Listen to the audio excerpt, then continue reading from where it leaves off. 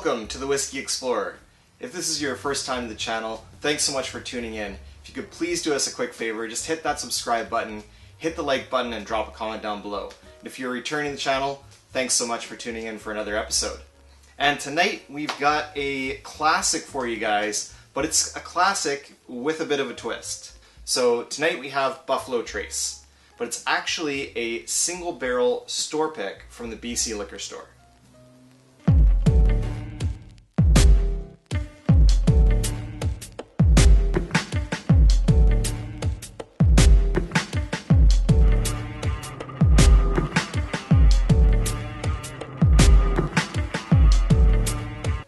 Alright, so actually, you know what guys? I have actually never had just a regular bottle of Buffalo Trace. I've definitely tried it before at my brother's place, but I've never purchased a bottle of the regular Buffalo Trace.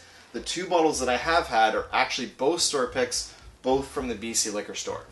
So about once a year we get a summer spirit release here in BC, and that's sort of the big drop for the bourbons that we get for the spirit release. And as part of the spirit release, BC liquor store often does a couple of different store picks. And this one here is a store pick of the Buffalo Trace. So this one here is, it says barrel 033. And I've got another one that I actually reviewed, but I haven't dropped that yet just because I did the new set and everything. So I might actually just release that review a little bit later as maybe like a throwback Thursday or something. Something to that effect. So I might actually give that one a review at some time as well. This one here says the fill date was February 27, 2013, and the selection date was April 9th, 2020. So about a 7-year-old single barrel. So let's just dive into this one and see what we get. So this is an interesting sort of thing. So Buffalo Trace, this is sort of their flagship entry-level offering. This is just the regular old Buffalo Trace, but this happens to be a single barrel pick, right? So what's interesting to me is, let's see if this single barrel pick is similar to a Blanton's. Because after all, Blanton's is really kind of a single barrel Buffalo Trace product. This one here is bottled at 45% ABV, and the Blanton's is 47% ABV. The only thing is with the Blanton's is that it's always from warehouse H, right? Whereas we can see on this one, it actually tells us this has been selected from warehouse P on the 4th floor. So not warehouse H, so it wouldn't be one of the honey barrels they select from Blanton's, but let's see how it's similar it is, and if it is similar at all.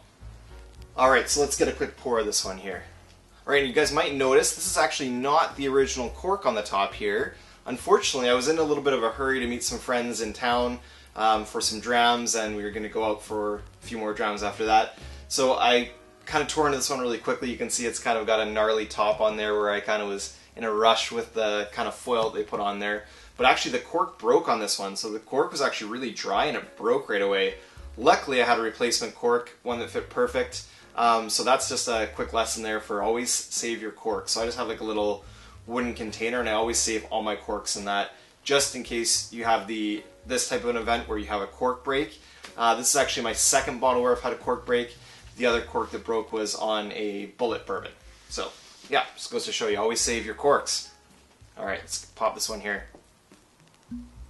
Alright, so I've already been definitely enjoying this one and sharing this with friends as well. Let's just get a little pour of this one here going. Alright, nice little pour there. Alright, there's the Buffalo Trace. Okay. Let's just take a quick look at the color in the glass here before we get started. This one is pretty light in color. I don't know if you guys can kind of see that picking up on the camera there, but it's fairly light, a light amber kind of color. Not even kind of into the darker kind of coppers that you might see in like a further aged product or something of higher proof. So 45% ABV or 90 proof on this one, so fairly on the low side of things. Just give it a quick swirl in the glass here, and we'll give it a quick nosing.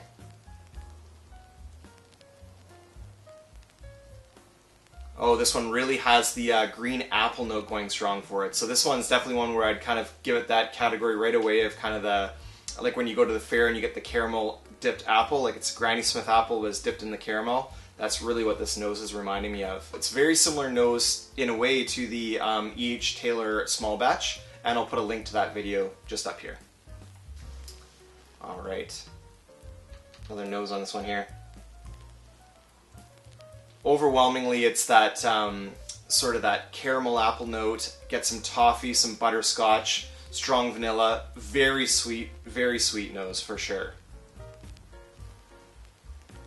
Alright guys, let's dive in for a sip of this one. We'll tell you what we think. Cheers.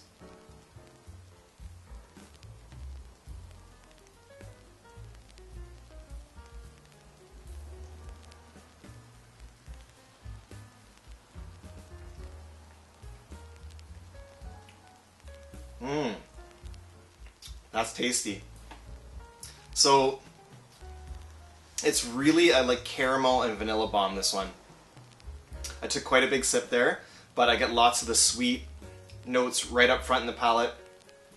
Right away the butterscotch, caramel, vanilla, brown sugar's in there. The mid to kind of like the mid palate is where a little bit of the spice comes in. A little bit of black pepper, a little bit of cinnamon powder, a little bit of nutmeg, maybe a little bit of those baking spices, those kind of quintessential bourbon flavors are definitely present. And then the finish on this definitely falls off a bit of a cliff. So it's a very short finish. It definitely when I first opened this one, it really reminded me a lot of Blanton's, but with a shorter finish. It's sort of less so now that the bottle has had some time to breathe and to kind of open up there. Kind of looking at about 3/4 full now, so we're past the shoulder on the bottle. It's opened up a bit. Not as similar to Blanton's as I remember. Definitely a real caramel vanilla forward bourbon, very sweet. Nothing offensive here at all. Very easy, dangerously easy to drink. This is a highly crushable bourbon right here. You could session this in a night with some friends, no problem. Get halfway through or more than a bottle of this stuff, no problem. Let's take another sip here, guys. We'll see if we can get any other flavor tasting notes here for you.